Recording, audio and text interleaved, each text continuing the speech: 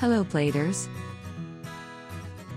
If you are a passenger in a long drive, and you're bored like me, then this video is perfect for you.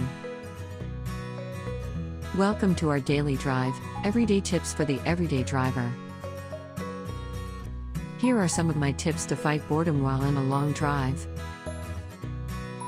Number 1. Gadgets. Since now is the generation where even kids have their own gadget, it's hard to find someone who doesn't have a phone. People depend on it and other gadgets for entertaining and communicating. Therefore, those gadgets should be must-have items for your road trips. Number 2. Music player. A car radio cannot serve everyone's style. Some prefers to listen to their own playlist, so bring a separate music player for your kids or other passengers who might have different preferences. Number 3. Tablet. Taking a laptop or tablet with several films is a great way to keep people entertained. So stock up on all those classic films you can enjoy watching in a road trip. Number 4. Handheld gaming consoles. Letting kids and occupants play games might be an acceptable solution in some cases to keep them in line for hours. Given like right now the Nintendo Switch is something they are all into. Number 5. USB car chargers. USB charger is a must to keep your gadgets working.